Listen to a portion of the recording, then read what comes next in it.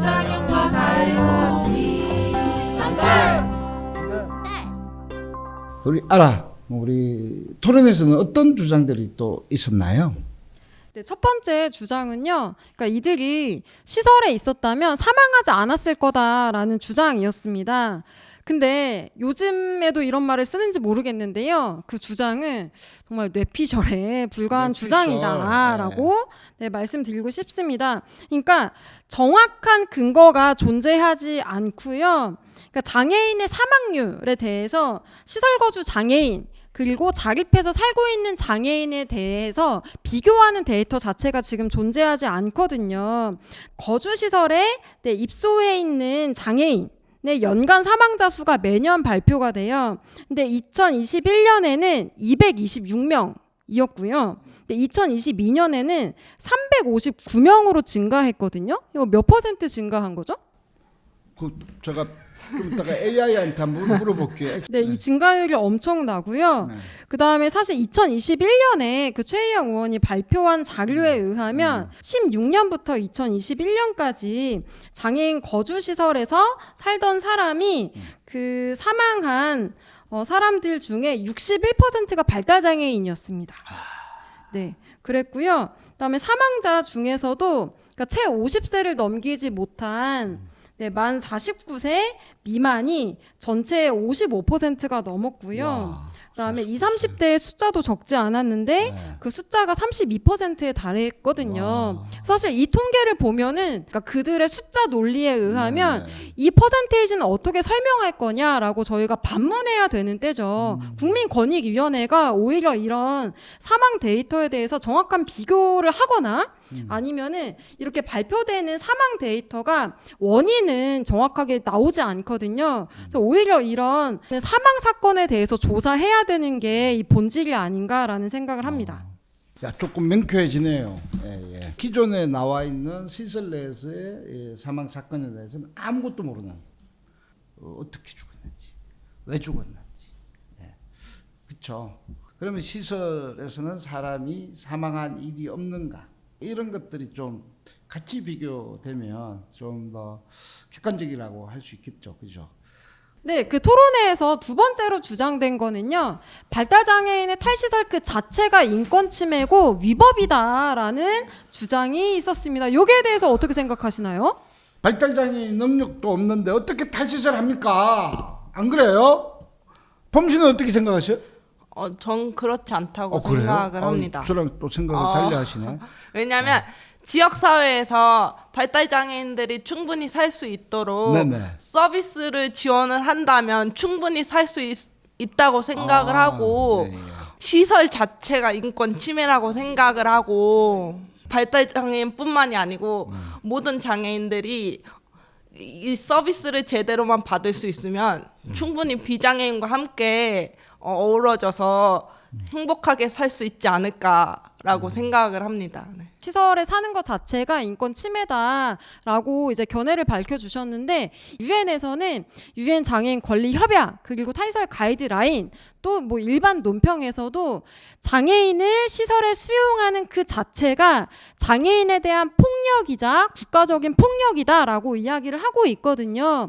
그래서 한국은 이 협약의 기준에 의하면 이 협약을 몇 년째 위반을 하고 있는 겁니다. 네, 그래서 이 탈시설이 전장현의 주장이 맞습니다만, 전장현만의 주장이 아니라 세계적인 약속이자 대한민국 정부가 이행해야 될 약속이다라는 점을 꼭 말씀드리고 싶습니다. 이제 잘 이해했습니다. 제 목소리가 너무 커지네요.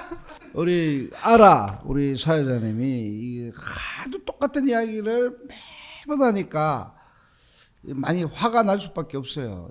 안 들어 처먹거든요.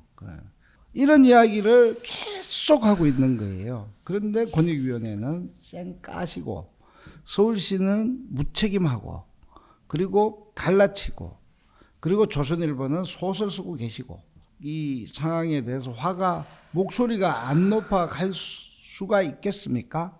시청자 여러분? 그리고 이 시설에 24시간을 이렇게 지원하기 때문에 뭐 장애인이 더 안전하다 뭐 이런 주장도 있죠. 어떻게 생각하시나요? 더 안전하다고 생각합니다. 왜 그런지 아세요? 원래 사람은 가두어 놓고 이렇게 하면 더 안전하죠. 얼마나 위험한 사회입니까? 뭐 시설에 사니까 안전하죠. 저는 그렇지 않다고 생각을 아, 하고 제가 질문하는 것만 다 그렇지 않다고 이야기하시네. 예. 네, 알겠습니다. 사실이니까요. 그래요. 예, 네. 예. 그렇지 않다고 생각을 하고 제가 겪어온 바로는 네네. 시설이 더 안전하다고 하지만 제가 생각했을 때는 예, 예. 시설 선생님들이 네. 좀 더 편안하게 장애인들을 돌보기 위해서 네. 가다 놓는다고 생각을 하고 편안하게 돌보기 위해서 가둬놓는다. 예, 그 굉장히 상반적인 언인데, 예. 네. 시설에서도 위험한 일이 비일비재한데 네, 맞습니다. 어디에서 살든 위험 요소가 다 있는데 그래도 좀 더 자유롭게 좀 더 자기가 원하는 삶을 살기 위해서는 지역 사회에서 살아야 된다고 생각을 하고 그 위험 요소를 최소화할 수 있는 방법을 찾아주거나 찾아내거나 하면은 시설보다 더 안전하게 살 수 있지 않을까라고 생각을 합니다. 시설에서는요, 한 명의 직원분이 주간에는 기본적으로 4-5분의 이제 장애인 분들을 지원해야 하고, 야간에는 기본적으로 13명 또는 18명까지 지원해야 하는 구조입니다. 근데 그러면은 이럴 때 어떤 개인들이 위험을 겪고 있을 때 그런 것들을 바로 감지하고 바로 그 위험을 해소할 수 있는 조치가 취해질 수 있느냐라고 하면은 그렇지 않다라고 이야기를 드리고 싶습니다. 혹시 봄님은 그룹홈에 가시기 전에 한 방에 몇 분이서 생활하셨나요? 한 방에 한 30-40명 있었던 걸로 기억. 한 방에 30-40명이요? 한 시설이 아니라 한 방당 30-40명이요? 네. 11살인가 12살 때 아마 그 성인 여성들만 있는 방에 있었는데 그때가 한 30-40명 있었고요. 네. 그 군대도 애기들 그렇게 방에도 한 20-30명 이렇게 있었던 걸로 기억을 합니다. 네. 그러면 그 30-40명당 살고 있는 그 방당 선생님이 계시잖아요. 선생님 네. 몇 분이 계셨나요? 제 기억으로는 2명 있었습니다. 네. 네, 그러니까 저는 진짜 이런 현실을 더 말해줘야 된다라고 생각이 들고요. 그러니까 30-40명을 2명의 사람이 지원한다고 했을 때 개별적인 지원이나 대처가 가능하냐라고 하면은 그렇지 않은 사건들을 이미 많이 보셨을 거라 생각을 합니다. 와. 근데 현재도 그러면 30-40명까지는 있지는 않죠. 네, 그 가장 최근에 발표된 자료에 의하면 2021년도에 평균적으로 한 방당 거주 인원은 4.7명 정도가 한 됩니다. 방당 4.7명. 네, 근데 이게 100인 이상의 시설의 평균 인원은 한 방당 6.7명이 거주하고 있다라고 나오거든요. 네. 키층까지 난다. 그러니까 이런 집단적인 형태를 자꾸 안전하다라고 이야기하는 이 개념부터 저는 뜯어 고쳐야 된다라고 생각을 합니다. 그러니까 이런 집단적인 시설에 대한 문제점은 감염병 사태에서도 취약하다라는 점들이 이미 많은 보고서에 의해서 밝혀졌고, 네, 이에 반해서 이제 지역사회에서 생활하는 구조는 한 명 아니면은 본인이 이제 같이 살고 싶은 분하고 이제 나눠서 같이 방을 나눠서 사용하는 이 구조인데, 이 개별적인 구조에서 오히려 개인의 요구 또는 개인의 서비스의 필요 또는 이런 긴급한 상황들을 대처할 수 있는 시스템은 오히려 이런 개별적인 구조에서 더 대응이 가능하도록 설계되어 있다라는 점들을 다시 말씀드리고 싶습니다. 그들이 이야기하는 안전의 기준은 그 사람들이 나와서 사고 칠까봐 지역사회가 위험해진다. 그러니까 지역사회의 안전을 확보하기 위해서 이 사람들을 안전하게 가두어야 된다는 안전이 아닐까요? 저 완전 동감합니다. 그래요? 야, 저도 이제 해석이 좀 돼갑니다. 그죠? 오늘 많이 배웠습니다. 아유, 정말. 의료적인 측면들에 있어서도 언급이 있었다라고 그러는데 네, 맞습니다. 그러니까 시설이 지역사회에 살고 있는 장애인보다 더 양질의 의료 서비스를 받고 있다라고 주장을 하시거든요. 그 이범 대표님은 시설에 계실 때 아플 때 그때마다 병원에 바로바로 가실 수 있었나요? 못 갔어요. 왜냐면 차량도 그렇고 병원에 가도 이제 제대로 된 치료도 못 받을 뿐더러 이제 사람들이 많잖아요. 네, 예. 그러니까 이게 한 사람 한 사람 아프다고 해서 병원에 계속 데려갈 수 없다고 생각을 하셨는지 그 시설 안에서 이제 네, 예. 간호사 한 명이 이제 올라오셔가지고 병원에 대신 가가지고 약을 처방해 온 걸로 기억을 해요. 의료적인 측면에서도 지역사회보다 훨씬 더 안전하게 진료를 받을 수 있다는 그 주장은 저는 진짜 이해가 안 됩니다. 동의하지 못한다. 네. 보통 수준. 간호사가 네, 네. 상주하고 있고 네, 네, 네, 네. 촉탁이가 왔다 갔다. 맞아요. 근데 간호사분도 상주하는 게 아니라요. 출퇴근을 맞죠, 하시거든요. 맞죠. 간호사는 전문 인력이기 때문에 맞아요. 그 근무 시간에 출퇴근을 하는 정도이고 촉탁이는 뭐 일주일에 한 번인가 뭐 이렇게 왔다 갔다 하죠. 그러니까 월 4회 기준으로 월 4회. 지금 지침에는 나와 있고요. 이 부분을 많이 착각하세요. 그러니까 시설에는 의사가 상주한다라는 이 가짜 뉴스인데요. 그건 가짜 뉴스예요? 네, 가짜 뉴스입니다. 네, 장애인 거주 시설에는 의사가 상주하지 않습니다. 그럼 외곽이 있나요? 네, 그렇죠. 그래서 촉탁이라고 하는 분들이 한 달에 뭐 4번 정도 이제 방문을 하실 수가 있는데요. 그러니까 뭐 이분이 오셨을 때 딱 아파야지 할 수가 없잖아요. 그래서 그럼 보통 아프면 어떻게 되냐라고 하면은 시설에서도 네, 근처에 있는 병원에 이제 가셔야 하는 상황이 똑같고요. 근데 이범님의 삶의 증언처럼 아플 때마다 그런 이동 지원의 문제 또는 인력의 문제로 인해서 네, 그때마다 제대로 된 의료 지원이 오히려 되지 않았다라고 하는 분들을 당사자분들이 정말 많이 말씀하시는 것 같습니다. 그렇구나. 어쨌든 지금의 이제 지역사회에서 자립해서 살아가는 분들이 일반적인 병원, 뭐 의원을 방문하는 것처럼 시설에서도 아플 때는 그 지역 병의원을 이용한다라는 게 팩트고요. 그다음에 뭐 이런 의료 지원이 강화되어야 할 필요성이 있는데 현실적으로 지금도 장애인 주치의가 매칭이 되거든요. 그리고 네, 지금 자립해서 살고 계신 집에도 이제 이런 의료인들이 방문해서 지원하는 뭐 서비스들이 있거든요. 그래서 네, 이런 것들을 오히려 더 강화시켜야 되지. 너는 아프니까, 너는 상시적인 의료 지원이 필요하니까 시설이 필요해, 시설이 더 안전해라고 하는 그 전제가 사실 현실과도 맞지 않다라고 이야기를 드리고 싶습니다. 중증 장애인들은 지역에도 지금 살고 있거든요. 그렇죠. 더 심한 장애인들이 장애가 심한 장애인들도 지역에서 살고 있고 의료적 지원 체계를 연결해서라도 이렇게 지역에서 살게 하려고 하는 노력이 있고 여전히 부족하지만은 지역에서 살겠다라는 이런 의지가 있는 사람들도 많이 있다라는 것을 좀 제대로 좀 비교해서 했으면 좋겠다라는 바람이 있습니다.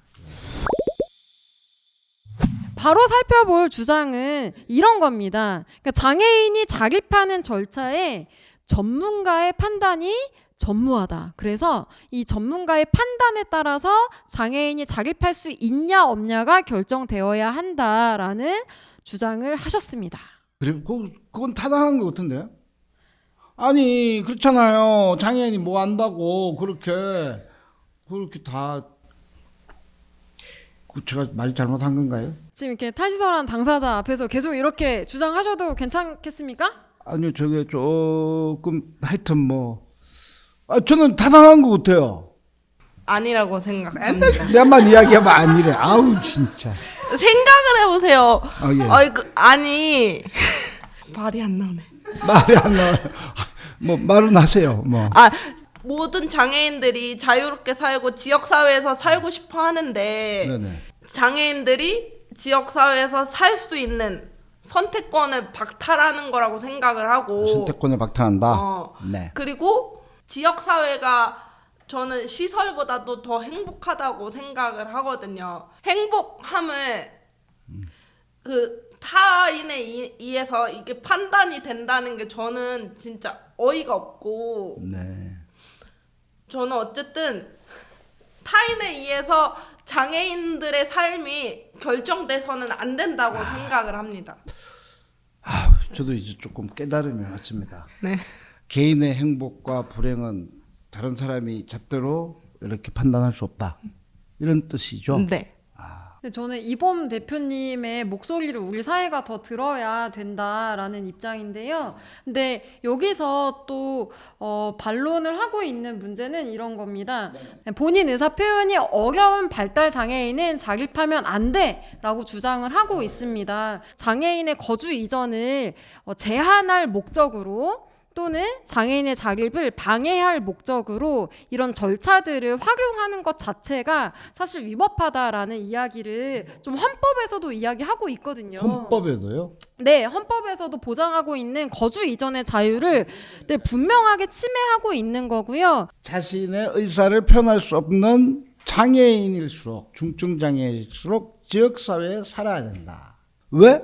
자기 주장을 못하고 있기 때문에. 그들이 이야기하는 기준으로 있다고 친다면 오히려 주장을 하지 못하고 있기 때문에 더 자유롭게 안전하게 지역사회에서 가족들과 그리고 친구들과 관계를 맺게 해야 되는 것이 그것이 인간의 존엄성의 기준이에요. 근데 말 못한다고 그냥 가둬놓고 말 못한다고 자기 권리 이야기 못한다고 그냥 싸그리 무시하고 말 못한다고 위원장인 권리협약 눈 감아버리고 예, 이러는 것들이 오히려 더 잘못된 거 아닙니까? 제 말 맞습니까? 맞죠? 지금 못 따라오고 있다는 못 따라오고 있는 현장을 여러분들 보여주고 있습니다. 이해됐죠? 예, 고맙습니다. 오늘 이제 마무리가 다 돼가는데요. 좀 이 시간을 빌어서 또 이렇게 꼭 해보고 싶은 질문 있으십니까? 네, 이제 앞서서 계속 이런 주장의 개요는 탈시설이 당사자의 삶을 더 불행하게 만든다. 그리고 가족들을 더 불행하게 만든다라는 기조거든요. 근데 저는 이 부분에 대해서 우리 실제로 어렵게 탈시설에서 살고 있는 당사자들의 삶이 그들의 목소리가 우리 사회가 더 주목해야 된다라는 이야기를 더 드리고 싶거든요. 근데 본인의 삶은 어떻게 어떤 부분이 달라졌는지 우리 구독자 분들께 알려주시면 어떨까요? 구독, 좋아요 할 때입니다. 자, 기자. 탈시설을 한 지 5년이 넘었어요. 아, 5년 넘었습니다. 네. 시설에서 느껴보지 못한 기분을 느끼고 있고요. 아. 시설에서는 시간이 정해져 있잖아요.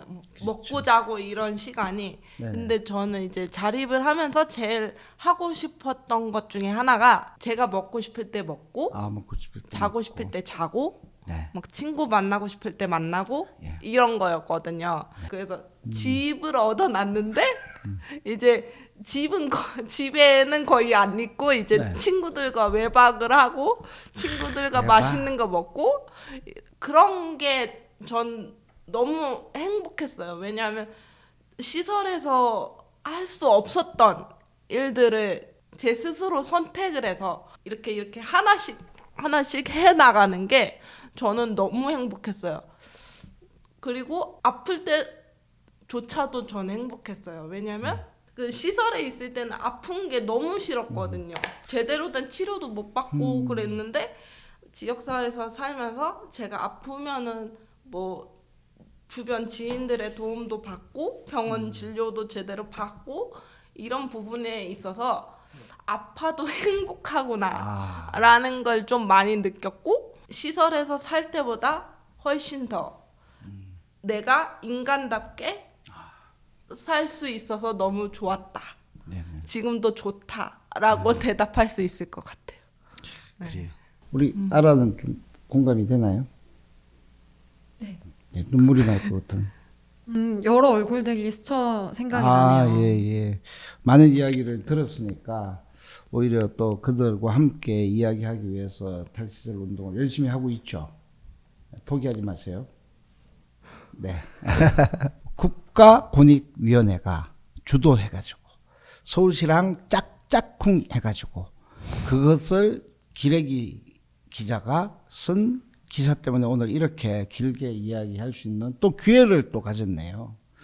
끝까지 추적해서 반드시 좀 이 진실들을 세상에 많이 알렸으면 좋겠습니다. 네. 네, 이런 조선일보 국민권익위 그리고 서울시의 탄압에도 불구하고 탈시설 권리는 절대 지워지지 않습니다. 네, 이 권리가 지워질 위기마다 여러분들과 함께 찾고 싶습니다. 네, 함께 해주시면 좋겠습니다. 네, 고맙습니다. 아까 탈시설 권리는 지워지지 않을 것이다. 맞습니다. 그렇지만 탈시설 권리를 아직 제대로 써본 적도 없습니다. 우리는 이 탈시설 권리는 우리가 가져올 미래의 권리이고 또 함께 만들어가야 될 권리다라고 생각합니다. 진정한 TV 구독! 좋아요. 알람 설정 많이 해주세요. 고맙습니다. 수고하셨습니다. 네, 네.